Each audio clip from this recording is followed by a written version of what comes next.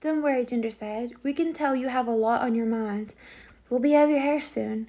Catherine was mortified that her crush or whatever it was not only interfering with everyone's good time, but that it was so obvious. Ginger leaned closer and said, You make a great match. Enjoy it. Now she wanted to vanish. Tell me about your bridal shop, she said. I heard Devin's wife makes one-of-a-kind dresses for you. Ginger's eyes lit up. You're in need of a dress for the reception in December? Oh, no, I'm not in need. The reception had been pushed back to December 17th, and she still had hopes they could avoid the event altogether. You have one already? The light in Ginger's eyes died and Catherine felt horrible. I meant, I don't know that we're having a reception. You have to, Amy insisted from my spot across the table. Everything has already been booked, Ginger said, and Amy nodded in agreement. Everyone in town is so excited, Amy explained. December is always cold and dark. We need a reason to party in a fun way before we have to spend time with our families for the holidays. She turned to Mo. Speaking of which, did you find a gift for your dad? Other than paying his mortgage? No. Amy's shoulders sagged. He's so impossible to buy for. He needs everything but makes such a fuss about the cost. She turned back to Catherine. So, reception? Yes. She nodded with a big smile, as if her enthusiasm might cause Catherine to give in. A reception would be lovely, but so much work in such a short period of time, and it felt like pretend. Like they were jumping the gun. She knew that didn't make sense, seeing as they were already married, but the party felt like they would be celebrating something the two of them didn't have. She sneaked a glance at Zach, who was quietly listening, his expression unreadable. To the best of her knowledge, their plan still was to find a way to slip out of the convenient. Catherine had opened her mouth to argue the value of holding a reception when Ginger said quickly, cutting her off. Are you big into the holidays? I love Christmas and try to go all out, especially now that I know Annabelle loves the holidays too. Where is she tonight? Amy asked. She has a boyfriend, Ginger sang. Somehow Logan gave Ginger a pointed look. She convinced me it was okay for her to forego dinner with us and spend it with her boyfriend's family. So, what are your plans? Ginger asked, waving off Logan. This is Savior's first Christmas. Are you going to do it up big? Memories of Catherine's old Christmas came to mind.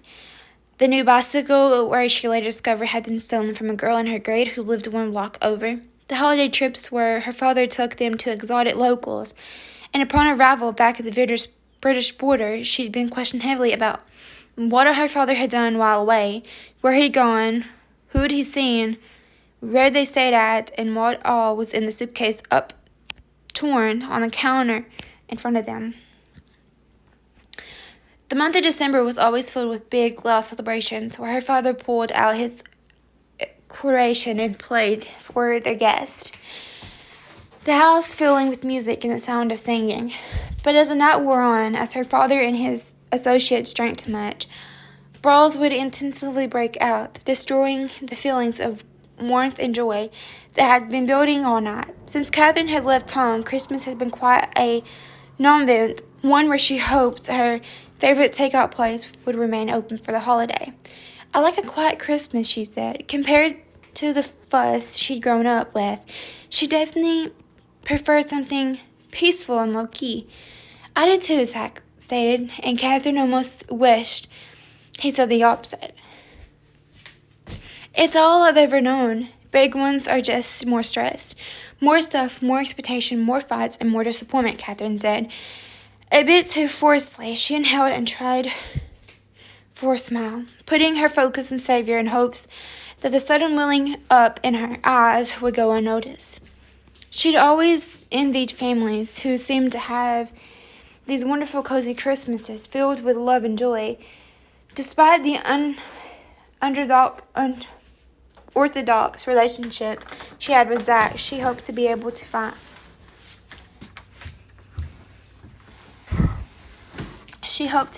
to build traditions for Savior that he looked forward to, cherished times where he felt part of something special. So we keep it low-key, Zach said. Low-key, she confirmed. She dared cut a glance towards Zach and voice what she believed he was thinking. You want a big one?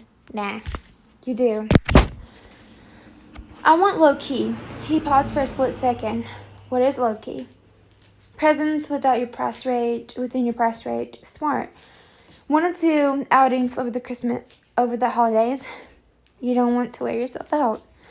He agreed, nodding thoughtfully. You bake a few cookies for yourself and the neighbors, little treats that are special and fun to make. I like cookies. Just clean that oven before you start, Logan interrupted with a laugh. Not too many parties or presents, and you don't give gifts to every person you know, Catherine continued, not deterred from the vision, filling her imagination. No need to go overboard and be a show-off. The month of December for her father had always meant a lot of envelopes, some thicker than others, as he made the rounds, glad handing his associates, doling out bonuses to his most loyal lackeys.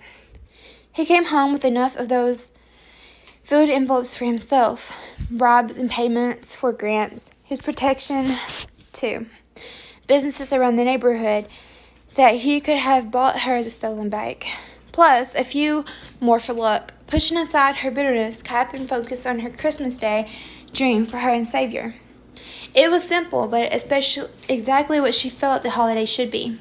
Christmas morning is when the kids wake up, thrilled that Santa has arrived. You're in your housecoat, sipping a cup of coffee as you watch them open their stockings.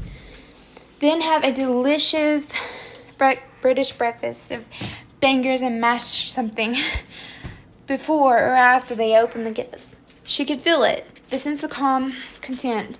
On Christmas morning, you have all the time in the world to cozy up on the couch with the person you love. While your children unwrap their presents, their eyes light up with joy, there's nothing you can do. There's nothing you have to do that day. Just sit and enjoy your family in the peace and calm of the season. Mindful of what you have in your life. There are always so many blessings to count. I like it, Zach said softly. Let's do that. It can become our tradition. He leaned close, giving her a soft kiss on the lips. Zach leaned back in his chair, satisfied and happy. The meal had been amazing, even though the pie's crust had tasted a bit like smoked turkey, thanks to the grease and smoke that had enveloped it while it had been baking alongside the meat. He looked around the table as his friends, his wife, and Savior. The full stomach, good meal, laughter, and fun-loving company all felt right. This was real life. This was living, and he liked it.